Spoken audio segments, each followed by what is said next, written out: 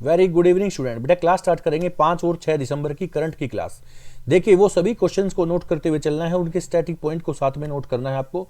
जो आज के करंट के क्वेश्चन बने हैं, काफी क्वेश्चन, कुछ अच्छे क्वेश्चंस हैं और कुछ डिजास्टर के क्वेश्चन हैं। सभी क्वेश्चन को आप उनके स्टैटिक पॉइंट के साथ नोट कर लेंगे, है ना। तो उनके कुछ मैं और भी उनसे रिलेटेड क्वेश्चन आज और भी मैं कराऊंगा आपकी क्लास में। तो बेटा देखते हैं फर्स्ट क्वेश्चन कौन सा है। देखिए, माउंट मेरापी ज्वालामुखी में विस्फोट हुआ है, यह किस देश में स्थित है? Mount Merapi volcano has erupted in which country is it located? तो बेटा कौन सी कंट्री में है ये? Japan, Russia, Italy, Indonesia? तो आंसर इज इंडोनेशिया। ये इंडोनेशिया में है बेटा, है ना। माउंट मेरापी ये इंडोनेशिया के अंदर है। इंडोनेशिया की राजधानी कौन सी? जकार्ता। इंडोनेशिया की राजधानी बेटा जकार्ता। अब मैं यहां पर ज्वालामुखी के बारे में आपको बताऊंगा, सुनिए थोड़ा सा ध्यान से। यहां पर हम वोल्केनो के बारे में थोड़ी सी चर्चा करेंगे। वोल्केनो, ठीक है। यानी वोल्केनो, जो वोल्केनो होते हैं यानी वोल्केनिक माउंटेन, हम वोल्केनिक माउंटेन की चर्चा करेंगे बेटा थोड़ी सी। सुनिए, देखिए वोल्केनिक माउंटेन। वोल्केनिक माउंटेन कितने टाइप के होते हैं? ये होते हैं 3 टाइप के बेटा। सबसे पहला होता है एक्टिव, फिर होता है डोरमेंट, ठीक है, और फिर होता है एक्सटिंक्ट। एक्सटिंक्ट को हम डेड वोल्केनो भी बोलते हैं, डेड, मृत ज्वालामुखी, है ना। एक्टिव वो होते हैं जिनका पास्ट भी रहा हो, जिनका अभी करंट में भी इरप्शन है और फ्यूचर में भी होगा, है ना। और डोरमेंट वो होते हैं जिनका पास्ट तो रहा है लेकिन अभी करंट में उनमें इरप्शन नहीं है, वो सो रहे हैं लेकिन फ्यूचर में हो सकता है ना। और एक्सटिंक्ट कौन से होते हैं बेटा? एक्सटिंक्ट वो होते हैं जो पास्ट तो ठीक है, पास्ट में तो था लेकिन अभी नहीं है और फ्यूचर में भी वो नहीं होगा। यानी ये तो करेंगे हमने उसका पास्ट, ये करेंगे उसका प्रेजेंट और ये करेंगे उसका फ्यूचर, ठीक है। तो एक्टिव हमेशा जो होगा ना बेटा, एक्टिव वो पास्ट में भी और प्रेजेंट में भी फ्यूचर में भी एक्टिव रहा होगा। और डोरमेंट का पास्ट रहा लेकिन अभी सो रहा है, लेकिन फ्यूचर में हो सकता है डोरमेंट। और एक्सटिंक्ट वोल्केनिक माउंटेन होता है बेटा, पास्ट तो रहा इसका लेकिन अभी नहीं और फ्यूचर में भी नहीं होगा, है ना। ऐसा होता है। एक्टिव यानी सक्रिय ज्वालामुखी पर्वत होते हैं। एक्टिव कौन से बेटा? सक्रिय। डोरमेंट कैसे होते हैं? डोरमेंट को हम बोलते हैं सुसुप्त होता है ये। और एक्सटिंक्ट होता है बेटा मृत ज्वालामुखी, ठीक है, अब नहीं होगा, आगे भी नहीं होगा इसमें। तो इस टाइप के होते हैं, ठीक है। अब देखो, सबसे ज्यादा जो ज्वालामुखी पर्वत है बेटा, ये आप लोगों ने देखा होगा कि बार बार ये इंडोनेशिया के कोस्टल एरिया में ही क्यों सबसे ज्यादा ज्वालामुखी विस्फोट हो रहे हैं? क्या इस बात का जवाब है आप लोगों के पास? है ना। बार बार विस्फोट होता है बेटा इंडोनेशिया के तट पर और जापान के तट पर, यूएसए के तट पर, है ना। तो मैं आपको इसका जवाब बताऊं बेटा, ये वोल्केनिक माउंटेन जो इरप्टेड है, ये एक यहां पर एक फायर बेल्ट है ना, जिसको हम क्या बोलते हैं? Rings of fire. सुनिए, मैं थोड़ा सा इधर बनाऊं, ये मैं आपके सामने एशिया का कुछ मैं आपको मैप बना रहा हूं। ये एशिया,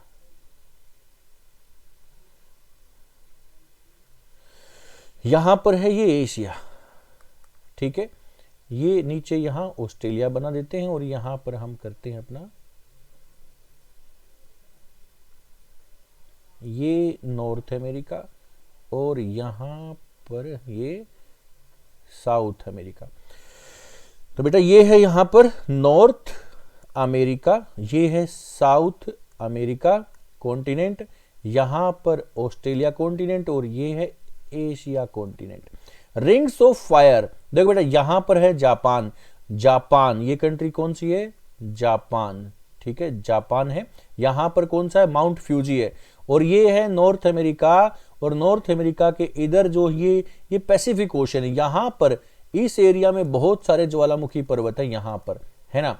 यहां ये है साउथ अमेरिका में यहां पर ओजस डेल सेलेडो, इस साइड में ओजस डेल सेलेडो वगैरह, यहां पर बहुत सारे ज्वालामुखी पर्वत है। ये है इंडोनेशिया, यहां पर बहुत सारे ज्वालामुखी पर्वत हैं। ये जापान है, जापान में माउंट फ्यूजी वगैरह, यहां पर बहुत सारे ज्वालामुखी पर्वत है ना। ये दुनिया के सब मतलब कह सकते हैं आप 75 एक्टिव वोल्केनो यहां पर है। 75% दुनिया के 75% एक्टिव वोल्केनो आपको यहां मिलेंगे, क्योंकि ये एरिया बताया जाता है बेटा, इसको बोलते हैं रिंग्स ऑफ फायर। क्या बोलते हैं? Rings of fire. यहीं पर ज्वालामुखी विस्फोट क्यों होते हैं सारे? देखो ये जापान है, यहां पर होता है, ये इंडोनेशिया यहां पर होता है, ये साउथ अमेरिका ओजस डेल सेलेडो वगैरह, दुनिया का जो सबसे ऊंचा ज्वालामुखी पर्वत है वो यहीं पर ओजस डेल सेलेडो है ना। और फिर यहां पर दुनिया में सबसे active volcano Hawaii island, Hawaii island यहीं पर है, हवाई आइलैंड पर किलायू, हवाई आइलैंड पर किलायू, मोना लोआ यहीं पर है बेटा। ये जापान के अंदर कौन सा हो गया? जापान के अंदर माउंट फ्यूजी यहीं पर है। जो अभी विस्फोट हो रहा बेटा वो यहां पर हुआ है अभी, है ना, जिसमें कई सारे आदमी की जान चली गई है। अभी माउंट मेरापी में विस्फोट हुआ है। तो यहीं पर इतने विस्फोट क्यों हो रहे हैं? सुनिए मैं आपको बताऊं। ये नॉर्थ अमेरिकन प्लेट का ये इधर खिसक रही है बेटा, एशियन प्लेट इधर खिसक रही है ना, ये इधर खिसक रहा है, ये साउथ अमेरिकन इधर खिसक रहा है। तो इनमें बेटा, इनमें कोलिजन बढ़ गया, इनमें प्रेशर पड़ गया नीचे, तो ये एक दूसरे की तरफ खिसक रहे हैं, बढ़ रहे हैं। तो ये कौन सा, यहां पर कौन सा ओशियन है बेटा? पैसिफिक। ये कौन सा ओशियन है? ये पैसिफिक, प्रशांत महासागर है। तो प्रशांत महासागर का साइज भी कम हो रहा है। तो प्रशांत महासागर के नीचे, पैसिफिक ओशन के नीचे जो जो जो अपने प्लेट टेक्टोनिक है, जो टेक्टोनिक प्लेट्स हैं वो, और यहां पर कॉन्टिनेंटल प्लेट जो नॉर्थ अमेरिकन प्लेट है, एशियन प्लेट है, वो ये आपस में टकरा रही हैं, और इनके टकराने से ही वहां पर ज्वालामुखी पर्वतों में विस्फोट बन रहा है। भूकंप भी सबसे ज्यादा इसी क्षेत्र में आते हैं बेटा। इस क्षेत्र को बोलते हैं रिंग्स ऑफ फायर। क्या बोलते हैं? Rings of fire. Rings of fire, अग्निवलय का क्षेत्र बोलते हैं।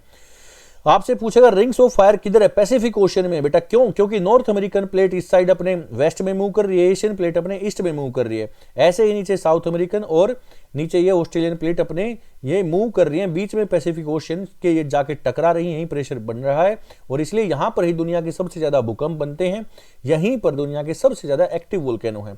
इसलिए यहां पर, इसीलिए इसी एरिया में बेटा, इंडोनेशिया में, जापान में, अमेरिका में, साउथ अमेरिका में, यहीं पर इसलिए सबसे ज्यादा वोल्केनिक इरप्शन हो रहे हैं, है ना। बात समझ में आ गई? इसलिए यहां पर सबसे ज्यादा ज्वालामुखी विस्फोट होते हैं। अब मैं थोड़े से आपको अलग अलग भी करके बताऊं। एक्टिव वोल्केनो में सबसे बड़ा नाम मैं आपको बताऊं, सुनिए। एक्टिव वोल्केनो, एक्टिव जो वोल्केनिक माउंटेन है, एक्टिव वोल्केनिक माउंटेन कौन कौन से, जरा सुनिए। एक तो किलायू बहुत ज्यादा एक्टिव है, किलायू, ठीक है। मोना लोआ, ओजेस डेल सेलेडो, ओजेस डेल सेलेडो, ठीक है। और कौन सा? Stromboli, Stromboli. और एक अपना इंडिया का भी हो गया बैरन आइलैंड, बैरन द्वीप, ठीक है, अंडमान निकोबार में। तो किलायू सबसे ज्यादा एक्टिव है बेटा, किलायू सबसे ज्यादा एक्टिव वोल्केनो है, किलायू सबसे ज्यादा एक्टिव वोल्केनो है। मैं फिर से लिख दूं, किलायू सबसे ज्यादा एक्टिव है, फिर मोना लोआ है। ओजस डेल सेलेडो दुनिया का सबसे ऊंचा एक्टिव, हाईएस्ट एक्टिव वोल्केनो ओजस डेल सेलेडो है, जो कि साउथ अमेरिका में है। स्ट्राम्बोली को भूमध्य सागर का प्रकाश स्तंभ बोलते हैं, lighthouse of Mediterranean Sea, Stromboli को बोलते हैं। भूमध्य सागर किधर? जो यूरोप के नीचे है और अफ्रीका के ऊपर है ना। बैरन आइलैंड किधर है? बैरन आइलैंड है बेटा अंडमान निकोबार में, ये भी एक्टिव हो चुका है। तो बेटा ये कुछ एक्टिव वोल्केनो मैंने आपके बताए हैं, ठीक है ना। कुछ डोरमेंट मैं आपको बताऊं तो बेटा, डोरमेंट वोल्केनो में जो फिलीपींस का है वो मेयन आ जाएगा। कौन सा? फिलीपींस का मेयन यहां पर आ जाएगा। ओके, क्राकाटोआ आ जाएगा, क्राकाटोआ, ये इंडियन ओशियन का क्राकाटोआ आप उसमें डाल दोगे। ओके, और जो कुछ डेड हो चुके हैं उनमें किलिमंजारो। सुनिए, ये जो किलिमंजारो है ना बेटा, बहुत इंपॉर्टेंट है, एनसीईआरटी में दिया गया है। किलिमंजारो, किलिमंजारो किधर का है? ये किलिमंजारो बेटा तंजानिया में, अफ्रीका में है, ठीक है ना। अफ्रीका, तंजानिया के अफ्रीका कॉन्टिनेंट में, तंजानिया देश में किलिमंजारो बिल्कुल डेड हो चुका है, ठीक है। एक म्यांमार का बेटा पोपा, म्यांमार में पोपा। एक है बेटा कोह सुल्तान, कोह सुल्तान पाकिस्तान के अंदर। देमवंद, देमवंद ईरान के अंदर।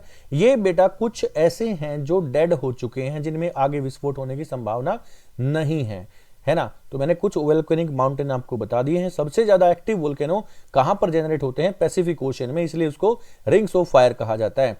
Pacific ocean in between Asia and north America continent, और साउथ से देखेंगे तो ऑस्ट्रेलिया और साउथ अमेरिका कॉन्टिनेंट के बीच में यहीं पर पैसिफिक ओशन है। ओके, चलो आगे बढ़ते हैं। क्वेश्चन नंबर अगला देखिए, सेकंड क्वेश्चन नंबर, भारतीय वानिकी अनुसंधान और शिक्षा परिषद में पहली महिला महानिदेशक को नियुक्त किया गया, वह कौन बनी है? Answer is Kanchan Devi. Answer is Kanchan Devi बेटा, कंचन देवी ऐसी पहली महिला बन गई हैं अभी। ओके, जो भारतीय वानिकी अनुसंधान केंद्र है ये कब बना था बेटा? जो ये जो Indian Council of forestry, council of forestry research centre, ये कब बना बेटा? ये बना था बेटा 1986 में। भारतीय वानिकी अनुसंधान केंद्र कब बना था? 1986 में बना था। हेड ऑफिस किधर है? हेड ऑफिस है बेटा इसका देहरादून, देहरादून है ना, देहरादून में हेड ऑफिस है बेटा इसका। ओके, बात समझ में आ गई? तो ये है भारतीय वानिकी अनुसंधान और शिक्षा परिषद में पहली महिला महानिदेशक कंचन देवी, जिसका आप चित्र यहां पर देख रहे हो। ठीक है, बहुत इंपॉर्टेंट क्वेश्चन है, इनको सबको नोट करते चलना है। आजकल कुछ महिलाएं ऐसी हैं जो कमाल कर रही हैं, जो कभी पहले किसी संगठन की हेड कोई महिला नहीं चुनी गई थी, लेकिन आज देखो मैंने पिछली कितनी क्लासेस से ऐसे क्वेश्चन आपको बताए हैं कि ये महिला इस संगठन की पहली महिला है ना। तो मैंने आज बहुत सारे क्वेश्चन बताए, कल वाले पेपर में भी मैंने, कल वाले अपने क्लास में भी मैंने आपको बताया था कि भारत जो वॉरशिप है उसकी भी पहली महिला हेड बन चुकी हैं। तो ऐसे कई सारे, मैं जो मिजोरम का जो राज्यपाल है उसकी पर्सनल सेक्रेटरी भी कोई पहली महिला बनी है। किसी राज्यपाल की पर्सनल सेक्रेटरी कोई महिला पहली बार बनी है, उससे पहले जो पुरुष होते थे महिला नहीं होती थी। ठीक है, तो कुछ महिलाएं कमाल कर रही हैं, आगे बढ़ चढ़ के हिस्सा ले रही हैं, बिल्कुल निर्भीक होकर, है ना, साहसी कदम उठा रही हैं। चलो आगे बढ़ते हैं। देखिए, छत्रपति शिवाजी की प्रतिमा का अनावरण कौन से राज्य में प्रधानमंत्री नरेंद्र मोदी के द्वारा किया गया? In which state has PM Narendra Modi unveiled the statue of Chhatrapati Shivaji? Answer is Maharashtra. Maharashtra के अंदर छत्रपति शिवाजी की प्रतिमा का अनावरण कर दिया गया है ना। सिंधु दुर्ग में, राजकोट किले में इनकी प्रतिमा का अनावरण किया गया। बेटा कहां पर, कौन से दुर्ग में? सुन लीजिए, सिंधु दुर्ग, सिंधु दुर्ग में, राजकोट, सिंधु दुर्ग राजकोट किले में शिवाजी की प्रतिमा का अनावरण किया गया है। इस किले की नींव 1664 में शिवाजी ने की थी। ये जो सिंधु दुर्ग है ना, यहीं पर बेटा, यही किला, इसकी नींव 1664 में छत्रपति शिवाजी ने रखी थी यहीं पर, है ना। बात समझ में आ गई? चलो मैं आप शिवाजी के बारे में थोड़ा सा आपको हिस्ट्री भी बताऊं। सुनिए, थोड़ी सी हिस्ट्री में आपको बताऊंगा। हम यहां पर बात करेंगे बेटा छत्रपति शिवाजी की। छत्रपति शिवाजी, शिवाजी का जन्म कब हुआ था बेटा? इन 1630 शिवाजी का जन्म हुआ था। शिवाजी के पिताजी का नाम, मैं फटाफट बता दूं मेन पॉइंट। शिवाजी के पिताजी का नाम क्या था? शिवाजी के पिताजी का नाम था शाहजी भोसले। शाहजी भोसले, शाहजी भोसले। मां का नाम था बेटा जीजाबाई, जीजाबाई। शिवाजी के गुरु कौन थे बेटा? शिवाजी के गुरु थे कोंडदेव। कोंडदेव गुरु भी, दादा भी कोंडदेव बताए जाते हैं। शिवाजी की पहली पत्नी का नाम क्या था बेटा? साईबाई, साईबाई निम्बालकर, साईबाई निम्बालकर। ऐसा बताया जाता है कि शिवाजी ने भी कई सारी शादियां की थी बेटा, ठीक है। इसलिए जो पहली पत्नी है वो मेन आती है साईबाई निम्बालकर, और साईबाई निम्बालकर का ही पुत्र था संभाजी। इन्हीं का पुत्र था संभाजी भोसले, जो शेर के साथ लड़ गया था बेटा। संभाजी भोसले, संभाजी भोसले बहुत ही पावरफुल, है ना। साईबाई निम्बालकर और शिवाजी का पुत्र था संभाजी भोसले। ओके, शिवाजी का जन्म हुआ था 1664 1930 में बेटा शिवाजी का राज्याभिषेक, कोरोनेशन ऑफ शिवाजी, राज्याभिषेक, शिवाजी का राज्याभिषेक बेटा कितनी बार हुआ था? 2 बार हुआ था, ध्यान रखना। फर्स्ट टाइम हुआ था 1656 में, है ना।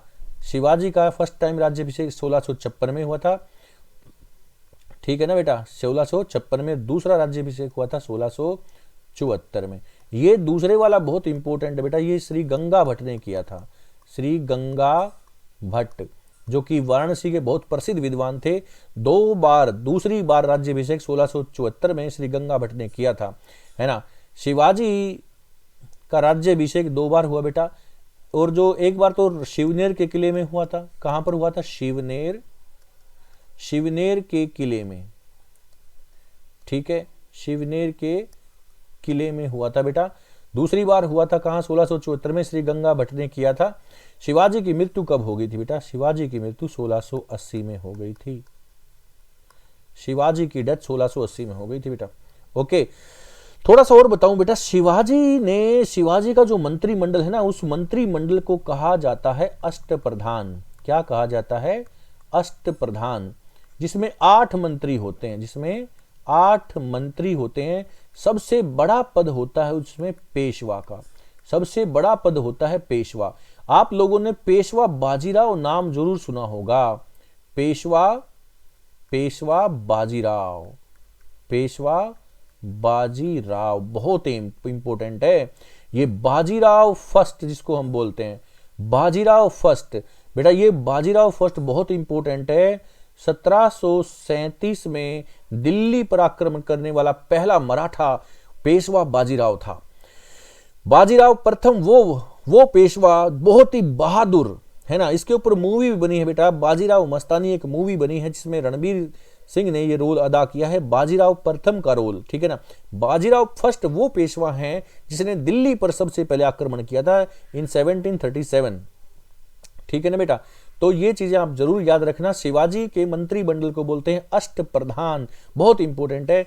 शिवाजी जो है छत्रपति की उपाधि उन्होंने ली थी शिवाजी ने, है ना। उनके जो पुत्र हैं संभाजी भोसले, उन्होंने फिर 1680 में शिवाजी की डेथ के बाद संभाजी भोसले राजा बनते हैं, लेकिन लगभग 1689 में 1689 में संभाजी और उनके मित्र कवि कलश को भी मुगलों के द्वारा मार दिया जाता है। बड़ी यातनाएं तड़फा कर मारा जाता है बेटा, है ना। शिवाजी के बारे में मैंने कुछ पॉइंट आपको बताए हैं, इनको नोट करते हुए चलिए आप लोग, ठीक है। बात समझ में आ गई?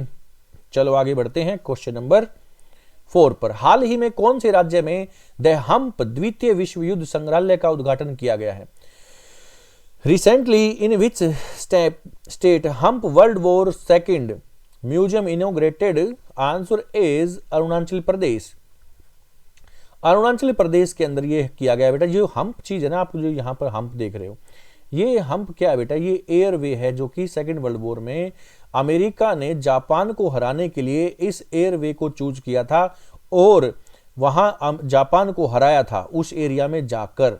तो उस एरिया में जो उनके एयरफोर्स के जो जवान थे वो वहां पर जो शहीद हुए थे, उनसे संबंधित जो म्यूजियम है, उनके संबंधित जो चीजें हैं वो वहां पर रखी जाएंगी, है ना, जो एयरफोर्स में उस टाइम पर शहीद हुए थे।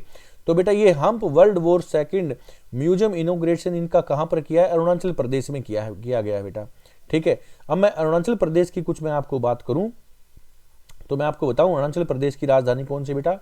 ईटानगर। कौन सी राजधानी है? ईटानगर, ईटानगर, ओके। अरुणाचल प्रदेश के अंदर जो डांस है बेटा, वो है युद्ध नृत्य। कौन सा है? युद्ध नृत्य। इसी को बोलते हैं मुखोटा डांस, मुखोटा नृत्य भी, युद्ध नृत्य भी। अरुणाचल प्रदेश में जो नेशनल पार्क है वो भी सुन ले, नाम दाफा और पखुई, ये नेशनल पार्क है बेटा अरुणाचल प्रदेश में, नाम दाफा और पखुई, ध्यान रखना, ओके। अरुणाचल प्रदेश के अंदर यहीं से एंटर होती है कौन सी नदी? यहीं से एंटर हो जाती है बेटा अरुणाचल प्रदेश से ब्रह्मपुत्र नदी यांग याप दर्रे से। अरुणाचल प्रदेश में ब्रह्मपुत्र नदी को क्या बोलते हैं? अरुणाचल प्रदेश में ब्रह्मपुत्र नदी को बोलते हैं देहांग। क्या बोलते हैं? देहांग। देहांग, ठीक है। अरुणाचल प्रदेश में ब्रह्मपुत्र नदी को बोलते हैं देहांग। ठीक है, बात समझ में आ गई। चलो क्वेश्चन नंबर 5 पे चलते हैं। विश्व मृदा दिवस कब मनाया जाता है? When is world soil day celebrated? Answer is 5 दिसंबर। 5 दिसंबर को विश्व मृदा दिवस मनाया जाता है। अब मैं बात करूं मिट्टी की।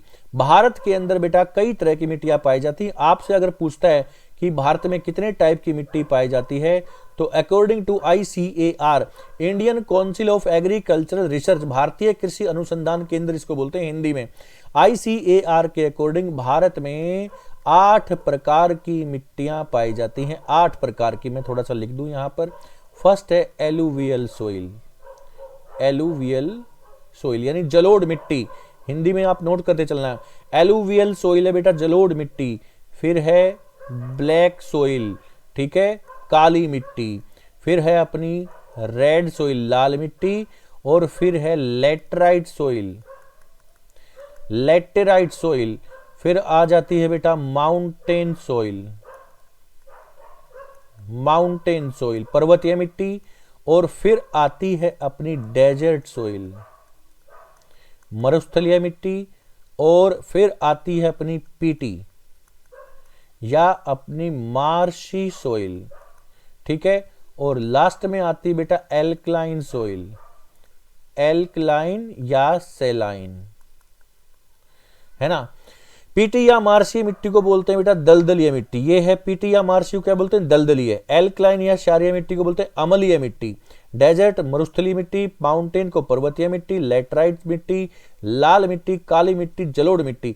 ये 8 प्रकार की मिट्टी है ICAR के अकॉर्डिंग, है ना। ये पूरा चैप्टर में ज्योग्राफी में पढ़ा चुका हूं। थोड़ा सा मैं यहां प्रकाश डालता हूं बेटा। भारत में जो सबसे ज्यादा एरिया में जो मिट्टी पाई जाती है ना, वो सबसे ज्यादा एरिया मिट्टी पाई जाती है एलुवियल, यानी सबसे ज्यादा मिट्टी भारत में वो जलोढ़ मिट्टी है बेटा। कौन सी मिट्टी है? जलोढ़। कितने एरिया में पाई जाती है जलोढ़ मिट्टी? 43% में पाई जाती है भारत के अंदर, है ना। ये रिवर्स का जो सेडिमेंट्स होता है उससे बनती है, रिवर सेडिमेंट से, मेड बाय रिवर सेडिमेंट्स, नदियों के अवसाद से बनती है जलोढ़ मिट्टी। इसकी फर्टिलिटी सबसे ज्यादा होती है, उपजाऊ क्षमता सबसे ज्यादा इसके अंदर होती है, क्योंकि इसके अंदर पोटाश, फास्फोरस और लाइम की मात्रा बहुत ज्यादा होती है ना, एलुवियल सोइल के अंदर। तो बेटा सबसे ज्यादा उपजाऊ होगी एलुवियल सोइल। इसमें हर एक प्रकार की सब्जी, इस हर एक प्रकार की फसलें, है ना, सब कुछ इसमें उगाया जा सकता है। ब्लैक सोइल यानी काली मिट्टी, काली मिट्टी बहुत उपजाऊ होती है, ये भी बहुत उपजाऊ होती है। इसका काला रंग होता है टिटेनिस फेरस मैग्नेटाइट की वजह से। और ये काली मिट्टी कपास के लिए बहुत अच्छी होती है, क्योंकि बेसाल्ट की जो चट्टान होती है उनसे इसका निर्माण होता है ना। It is formed by erosional activity of basalt rocks। तो बेटा बेसाल्ट चट्टान के अपरदन से काली मिट्टी का निर्माण होता है, और उसमें कपास सबसे बढ़िया होता है। बेस्ट फॉर द कॉटन, सबसे बढ़िया इसमें कॉटन होता है, कपास होता है। लाल मिट्टी, उसके बाद लाल मिट्टी बेटा ये भी इतनी ज्यादा उपजाऊ नहीं होती, लेकिन मोटे अनाज के लिए ठीक ठाक आप कह सकते हो। इसमें मिलेट क्रॉप्स हम उगा सकते हैं, है ना। इसका लाल रंग आयरन ऑक्साइड के कारण होता है। लेटराइट सोइल लाल मिट्टी का एक विशिष्ट प्रकार होता है। लेटराइट सोइल बेटा बाद में लेटराइट बन जाती है। लेटराइट में काजू होता है, लेटराइट में चाय होती है, ईंटें इसकी बहुत अच्छी बनती हैं, ब्रिक्स, ठीक है ना। लेटराइट ये सबसे ज्यादा, ये वैसे तो अपने 3% भारत में पाई जाती है, सबसे ज्यादा ये केरल और कर्नाटक में पाई जाती है। असम के अंदर भी कुछ पार्ट में ये पाई जाती है ना। माउंटेन सोइल माउंटेन एरिया में पाई जाती है। माउंटेन सोइल में बेटा मसाले की खेती आप कर सकते हो, मसाला कर सकते हो, चाय कॉफी कर सकते हो माउंटेन सोइल में, ठीक है। डेजर्ट में जो डेजर्ट सोइल होती है ना, वो उपजाऊ इतनी नहीं होती बेटा, फिर भी वहां पर मिलेट आप कर सकते हो, कुछ हद तक मिलेट क्रॉप्स वहां पर हो सकती हैं। पीटी और मार्शी दलदली क्षेत्र होता है बेटा, यहां पर इतना कुछ खास नहीं होगा, दलदली एरिया होता है, फिर भी उससे थोड़ा सा हट के हम राइस उगा सकते हैं, चावल की खेती कर सकते हैं, जूट वहां पर पैदा कर किया जा सकता है। यहां पर मैंग्रोव के पेड़ सबसे ज्यादा पाए जाते हैं पीटी और मार्शी दलदली क्षेत्र में बेटा। एल्कलाइन और सेलाइन सोइल जो सबसे लास्ट वाली होती है, इसकी उपजाऊ क्षमता बिल्कुल नहीं होती, टोटली बैरन सोइल होती है। It is the result of green revolution. India में हरित क्रांति जब हुई थी थी, तो इसका ये जो कहीं कहीं पर ये मिट्टी बिल्कुल बैरन हो गई, बिल्कुल बंजर मिट्टी हो गई थी। तो ये है बेटा ICAR के अकॉर्डिंग भारत की 8 प्रकार की मिट्टियां भारत में। अच्छा, मिट्टी के अध्ययन को क्या बोलते हैं बेटा? Study of soil. Study of soil को बोलते हैं बेटा पेडोलॉजी। पेडोलॉजी है ना, pedology. Study of soil, study of soil को बोलते हैं पेडोलॉजी। और मिट्टी बनती कैसे बेटा, ये भी मैं आपको बता दूं मिट्टी कैसे बनती है। It is the mixture of different minerals. मिट्टी बनती है तरह तरह के खनिज पदार्थों के मिश्रण से। पृथ्वी की जो ऊपरी परत होती है, जो लिथोस्फेयर है, लिथोस्फेयर में भी जो ऊपर क्रस्ट लेयर है, और क्रस्ट लेयर में भी सबसे ऊपरी थिन पतली लेयर है, उसको मिट्टी बोलते हैं। क्या बोलते हैं? उसको मिट्टी बोलते हैं। उसमें तरह तरह के मेटल्स, मिनरल्स होते हैं, छोटे छोटे छोटे छोटे पार्टिकल्स होते हैं, वो मिलकर मिट्टी का निर्माण करते हैं, है ना। तो इसमें फॉसिल्स होते हैं। इसमें क्या क्या होते हैं? इसमें फॉसिल्स होते हैं, इसमें पेड़ पौधों के सड़े गले पदार्थ होते हैं, इसमें चट्टानों के टुकड़े होते हैं छोटे छोटे, इनको मिलाकर मिट्टी बनती है बेटा। अगर इसमें फॉसिल्स हैं और पेड़ पौधों के प्लांट्स के जो टुकड़े होते हैं छोटे छोटे, ये पार्टिकल ज्यादा हैं, तो इसकी उपजाऊ क्षमता ज्यादा होती है। तो बेटा ये था मिट्टी के बारे में थोड़ी सी जानकारी मैंने आपको दी है ना। वैसे तो ज्योग्राफी का चैप्टर है, उसमें हम पढ़ेंगे पूरा चैप्टर। चलो क्वेश्चन नंबर 6 पे देखिए। 84वीं ग्रैंड मास्टर भारत की कौन बन गई हैं? भारत की 84वीं ग्रैंड मास्टर बन गई बेटा आर वैशाली। आर वैशाली ये 84वीं ग्रैंड मास्टर बन गई बेटा। ये तमिलनाडु से है। कहां से है? तमिलनाडु से। भारत के अंदर सबसे ज्यादा ग्रैंड मास्टर तमिलनाडु से हैं, तमिलनाडु की है बेटा ये, ठीक है। भारत के अंदर सबसे ज्यादा ग्रैंड मास्टर कौन से स्टेट से निकल के आते हैं? वो आते हैं तमिलनाडु से। बात समझ में आ गई? तो बेटा ये तमिलनाडु की है। ओके, थोड़ा सा मैं और इसमें बताऊं तो तमिलनाडु के बारे में मैं बात कराऊं तो तमिलनाडु की हम बात करें तो बेटा तमिलनाडु कहां पर है? तमिलनाडु अपने साउथ में है। साउथ में कौन सी माउंटेन रेंज है तमिलनाडु के अंदर? नीलगिरी माउंटेन रेंज है। कौन सी है? नीलगिरी माउंटेन रेंज है, जो कि जोड़ती है ईस्टर्न घाट और वेस्टर्न घाट को। नीलगिरी की सबसे ऊंची पर्वतीय चोटी बेटा डोडा बेटा। कौन सी है? डोडा बेटा। Highest mountain peak of Nilgiri, second highest mountain peak of south India, first highest mountain peak of south India तो वो होगी अन्नामुदी, जो कि केरला के अंदर है, ठीक है। तमिलनाडु की बात करता हूं बेटा। तमिलनाडु के अंदर भरतनाट्यम, तमिलनाडु का यहां पर डांस है भरतनाट्यम, एक क्लासिकल डांस है। ओके, बात समझ में आ गई। यहीं पर पहाड़ी है नीलगिरी की पहाड़ी, यहाँ पर जावड़ी हिल्स है, नीलगिरी है, डोडा बेटा है ना। यहाँ पर पचई मलई है, शिरुमलई है, शिवनाथ, ये बहुत सारी, शिवनाथ नहीं शिवराय, ये यहाँ पर ऐसी माउंटेन्स हैं देखने को मिलती हैं। और कर्नाटक और तमिलनाडु राज्यों के बीच में जो कावेरी नदी का पानी आता है उस पर डिस्प्यूट है, उस पर विवाद है, ये मैं कई बार बता चुका हूं। तो बेटा अगले क्वेश्चन में चलते हैं। देखो क्वेश्चन नंबर 7, रेसिलिएंट इंडिया पुस्तक का विमोचन किसने किया? Who recently released the book Resilient India? तो आंसर इज पुष्कर सिंह धामी। पुष्कर सिंह धामी ने इस पुस्तक का विमोचन कर दिया है बेटा, ठीक है। पुष्कर सिंह धामी ने इसका विमोचन कर दिया। ये कहाँ के सीएम है? Chief minister of Uttarakhand. यहाँ के गवर्नर कौन है? गुरमीत सिंह, पिक्चर में आप देख रहे हो गुरमीत सिंह। यहाँ के राज्यपाल हैं। सीएम कौन है? पुष्कर सिंह धामी उत्तराखंड के। उत्तराखंड की राजधानी देहरादून है। एक और राजधानी बेटा Gairsain. Gairsain is the capital, second capital of Uttarakhand, ठीक है। ये बच्चे ध्यान रखना। उत्तराखंड के अंदर ही भारत का सबसे पहला नेशनल पार्क था। कौन सा? Jim Corbett. जिम कॉर्बेट का पहले नाम क्या था? हेली, फिर जिम कॉर्बेट हुआ। अब नाम क्या है बेटा? अब नाम है रामगंगा नेशनल पार्क, जो कि टाइगर्स के लिए है। राजा जी नेशनल पार्क वही है। वहीं पर नंदा देवी नेशनल पार्क है। नंदा देवी उत्तराखंड की सबसे ऊंची पर्वतीय चोटी का नाम भी है ना। तो इतने सारे करंट के क्वेश्चन बेटा। चमोली, फूलों की घाटी चमोली भी यहीं पर है उत्तराखंड के अंदर। ओके, बात समझ में आ गई। यहां से बहुत सारी नदियां निकलती हैं, बहुत सारे यहां पर प्रयाग हैं, ठीक है। जैसे विष्णु प्रयाग में धौली गंगा आती है, उसके बाद नीचे आ जाएं तो वहां पर आता है नंद प्रयाग। नंद प्रयाग में आती है नंदाकिनी नदी। फिर आता है अपना रुद्र प्रयाग, कर्ण प्रयाग में आती है पिंडर नदी। उसके नीचे आता है रुद्र प्रयाग में आती है मंदाकिनी नदी। उसके नीचे आता है देव प्रयाग में मिल जाती है अलकनंदा और भागीरथी। अलकनंदा और भागीरथी मिलने के बाद जो सिंगल रिवर पड़ती है उसका नाम पड़ता है गंगा। तो ये सारे क्वेश्चन मैं ऑफलाइन में भी कराता रहता हूं और मैं इसमें भी बता दिया क्योंकि काफ़ी कुछ बच्चे जो सिर्फ ऑनलाइन जुड़े हैं उनके लिए भी काफ़ी कुछ जानकारी मैं दे पाऊँ। ठीक है, तो बेटा आज का सेशन कंप्लीट करते हैं यहाँ पर। 7 क्वेश्चन थे आपके एग्जाम के पॉइंट ऑफ व्यू से, आज करंट के 7 क्वेश्चन हमने किए। काफ़ी अच्छे खासे क्वेश्चन है, लेकिन उसके साथ मैंने काफ़ी अच्छा सारा स्टैटिक जीके मैंने आपको दिया है। तो इन क्वेश्चंस को नोट करते हुए चलें इनके स्टैटिक पॉइंट के साथ। Thank you very much. Classes को लाइक और शेयर जरूर किया करो बेटा। चलो।